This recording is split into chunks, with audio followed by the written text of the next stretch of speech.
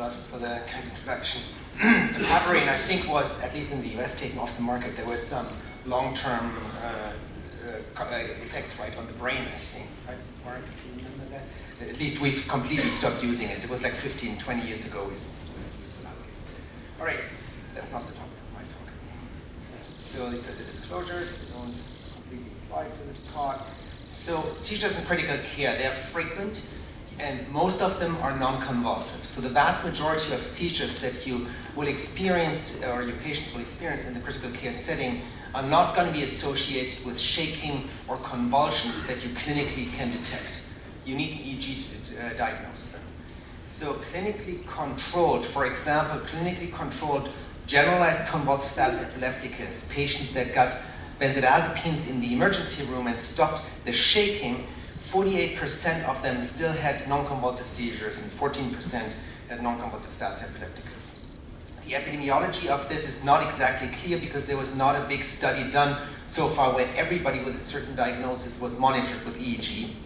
That's logistically quite difficult to do and financially hard to get supported. But we do know that not only in the neuro-ICU setting where you can experience of the patients that you connect to EEG monitoring, 18 to 34% of the patients will have non-convulsive seizures, but also in the medical ICU or surgical ICU setting, you will very frequently see electrographic seizures. Hypoxia we talked about a bit on and off in this symposium, and clearly there are not infrequently non-convulsive seizures as well. There seems to be an association with patients that are septic. So in the medical ICU population, we found that patients that became septic had a much higher risk of developing non-convulsive seizures and non-convulsive status. If you look at what is the injury associated with it, there's a paper here by Paul Vesper, who's done a lot of the work in this field, who found that if you took 10 patients with traumatic brain injury that did have electrographic seizures and 10 that did not, and he did imaging studies during the acute phase and then follow-up studies later on and compared them to controls, he found that ipsilateral, on the same side of the seizures, patients had hippocampal atrophy. So there seems to be a structural development ongoing in these patients. Does that prove that the seizures cause the hippocampal atrophy? No, but there's an association. Likewise, if you look at outcomes, here in a pediatric population with brain injury and here in a subarachnoid hemorrhage population that we studied, you can see that the likelihood of having a poor functional outcome 3 months after the subarachnoid hemorrhage increased with the duration of non-convulsive status epilepticus. So it's not only important to prevent it, but also if it develops, to treat it aggressively and treat it as early as possible. What's happening in the brain in these patients when they have seizures? I showed this graph before, but what you can see is here indicated by the jugular bulb oxygenation that the metabolism in the brain increases when patients have electrographic seizures, that the brain oxygen drops, and that the blood flow with quite a delay increases. And this is sort of probably related to the phenomenon that Gerd described this morning in the session of vasoreactivity, which is abnormal in patients with acute brain injury. So they cannot just dilate as easily to increase metabolic demand as healthy patients would be able to. There's an outline here of how to approach it. There's many different ones. This is by the Neurocritical Care Society put together with emergency room physicians and neurointensivists, and it goes step by step sort of how to approach these patients and to treat them. So what do we do in terms of treatment? This is a very influential paper. I always put it up there. I really like this. This is by Dan Lowenstein from San Francisco. This is more than 20 years ago, but this is a really, really influential paper, and it was just a hospital chart review. Actually, in those days, a paper hospital chart review, where he looked at patients that came to the emergency room with convulsive status epilepticus, and he looked at how long did it take from the first diagnosis of a convulsive seizure to getting the first treatment, so typically a benzodiazepine. And he found that the first treatment, the first anti-epileptic, was able to control the status within, if the treatment was started within 30 minutes. However, if you waited 2 hours or more, only 40% responded to the first treatment. So time really matters. There's an effect of time. The longer you let it go on, the more difficult it will be to control the seizures. There are, sort of on the foots of these findings, the UCSF group organized this interesting study where they did an out-of-hospital treatment approach, where they actually gave benzodiazepines by talking to the physicians on the phone in the EMS truck already, just to get to the treatment earlier. And they did find that they were able to reduce the patients that were still seizing when the patients came to the emergency room. But interestingly, the people that got treated with placebo had a higher rate of having respiratory complications than the ones that were treated with benzodiazepines. That is sometimes what you hear when people are on the floor and they have ongoing seizures and status, that people are afraid to give benzodiazepines. And it's actually more dangerous to let the seizures go on. Rob Silverglide did a follow-up study on this, basically based on the idea that it's sometimes difficult if somebody is in convulsive status to put an IV and give medications to the patient in a safe way. So he did a study where he injected intramuscularly, actually with sort of a device, intramuscularly midazolam, and was able to show that these patients were treated at least as efficaciously as the ones with lorazepam. Still to this day, this is a recent paper that came out in Annals Neurology. Still to this day, status epilepticus, the initial treatment is frequently underdosed. So it's something that we should talk about and should make us aware about. What is the best treatment? This is the Tryman paper. We compared several approaches, and the most efficacious, the best approach was lorazepam in terms of success and side effect profile. But some of the other approaches, phenobarbital, for example, did not do so badly. So that there are alternatives to this, and I'm not saying that phenobarbital is the #1 alternative. The emergent initial therapy, typically people use lorazepam or midazolam IM, lorazepam IV. Diazepam is an option. I think here in Europe often clonazepam is used, so it depends also on your local practice. What is the second line treatment? So the patients that were still seizing had a very low likelihood to respond to the second line treatment in the big Tryman trial. So there's still a question out there, what should be the second line treatment be that we give those patients? Right now, probably the most popular ones are valproic acid and phenytoin. Levetiracetam, without a lot of data, has also gained popularity. And there's a trial that is completed now, but the results aren't published, and I'm not aware of even though we took part in the trial, I don't know the results. But comparing these three approaches, valproic acid, fosphenytoin, and levetiracetam, and looking at what is the best approach to treat these patients. So these should come out sometime later this year. So now about the very difficult to treat patients, which is the main topic of this talk. The outcome in patients that are refractory to these initial two approaches is quite bad. So 1/3 of those patients die, 1/3 recover with neurological deficits, and 1/3 return to baseline. But it's not necessarily so much worse than other neurological emergencies that we see. This is based on data from the Mayo Clinic and others. There are scoring systems to predict what the outcome of your patient with status epilepticus is. This is the STES trial, the STES score, which has been popularized by Andrea Rossetti here from Switzerland, and is really a useful tool to quickly categorize what patients are going to be having a good outcome or a bad outcome. The treatment of refractory status epilepticus I would put into two categories.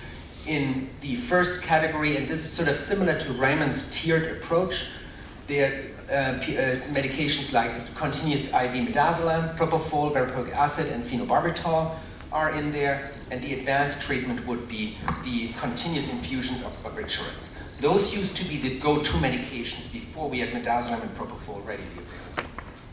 You have to use relatively high doses, or you should be willing to use relatively high doses of midazolam and propofol if you want to be able to control status. So you go up all the way up to 2.9 milligrams per kilogram per hour, which is an enormously high dose, but that's what we found to be efficacious, and I'll show you some of the data there. Most people use either midazolam or propofol at this point in time, and it's really just local practice. I don't really use propofol because often these patients, especially if it's encephalitis, they will need high doses for very long times, and then I'm afraid of the propofol infusion syndrome. But I have many colleagues that very safely use propofol as well. Sometimes actually, if one doesn't work, the combination of the two is quite efficacious. So that's something that I use. Sometimes patients have do not intubate status, and then we use valproic acid at times, which was mentioned earlier, different contexts, and then phenobarbital is actually good medication. I use it actually mostly for patients that were successfully controlled with pentobarbital, and then I'm weaning the pentobarbital off, and to prevent the patient from going right back into status epilepticus, I often put them on phenobarbital, and then you can more gradually withdraw the medication there.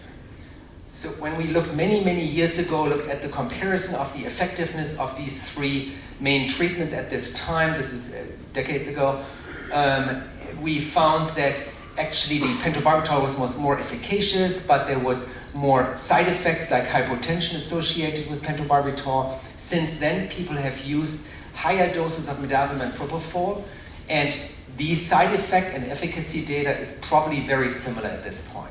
Even with this, at this point in time, the mortality was almost exactly the same. There was one attempt of doing a randomized controlled trial by Andrea Rossetti, and where he wanted to randomize patients into propofol and pentobarbital. That actually was terminated early because it's extremely difficult to do clinical trials in this patient population. Often these patients have underlying problems, underlying reasons, subarachnoid hemorrhage, traumatic brain injury, the extent of which predicts the outcome to a larger extent probably than the choice of medication here. So it's difficult to do this kind of trial, and he had trouble enrolling patients. There was, in the sort of sample that he was able to collect, there was no clear difference. When you use pentobarbital, this project I did with my group many years ago out of the sort of anecdotal experience that everybody with pentobarbital would die because we used it, I think, relatively late. This did not turn out to be correct. So you can actually have a quite good outcome. It's rare, but I think it's mostly driven by the fact that we use it as our last resort. So after everything else has been tried before. So we don't really know if you use it early on what the outcome is. What you should be aware of, it very predictably causes hypotension. There may, of course, they need to be mechanically ventilated. There can be cardiac dysfunction, there can be cardiac toxicity associated with this, and propylene glycol intoxication. So it is a medication that is not completely easy to handle. The titration goal is the EEG should be the end point, and it's not clear whether you should titrate your anesthetic drips to seizure control, complete suppression, burst suppression. At this point, the jury is out. The guidelines, some guidelines say that you should go for seizure cessation or burst suppression, but that's based on almost no data. How long should you do this? Also, that is not really studied well. How long should you suppress the seizures or keep them on burst suppression? The guidelines there recommend 24 to 48 hours, and typically what I do is I stop the seizures for 24 hours, and then slowly, depending on what agent I was using, slowly come off the continuous anesthetic drip. There is, and this is important to know, there is a whole school of thought of treating patients less aggressively and not with anesthetic drips, and this is popularized mostly by Peter Kaplan from Hopkins, and it's very interesting data. They looked at their experience, combined it actually with European data, and they found that even after controlling for these test scores, the more aggressive approach was potentially associated with worse outcome. This is not a randomized controlled trial, and I think he would be the first one to admit that. So we don't exactly know what the best approach is. We found that using high doses compared to lower doses of midazolam to be very efficacious, and people seem to have a better outcome. But again, this is historical controls, and this is also not a randomized controlled trial. So at this point, we don't know how aggressive the best treatment would be. I personally have not seen people that continues to seize, and you don't give aggressive medications, that they stop seizing. I've not seen that and then had a good outcome. They may burn out, but those patients don't have a good outcome. There is a long list, and this is just some options here, of other treatment approaches. There's everything under the sun that you can imagine has been tried. So from ketamine to lacosamide, immune modulatory therapies like steroids and IVIG.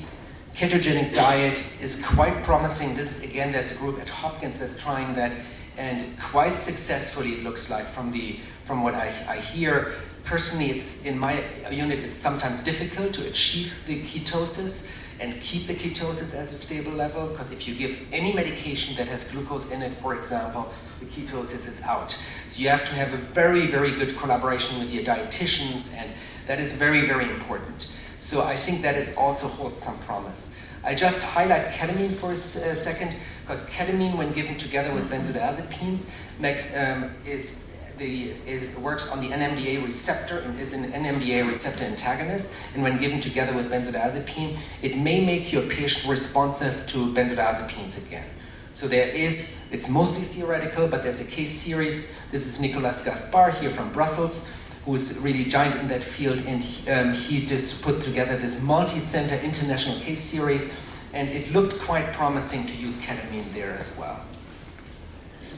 Hypothermia was mentioned a couple of times today. Hypothermia effectively shuts down seizure activity. Here you can see seizure activity. Just going during fever, going to normothermia, it shut down the seizure activity. There was a clinical trial done by a French group here, and they did not see an effect on outcome.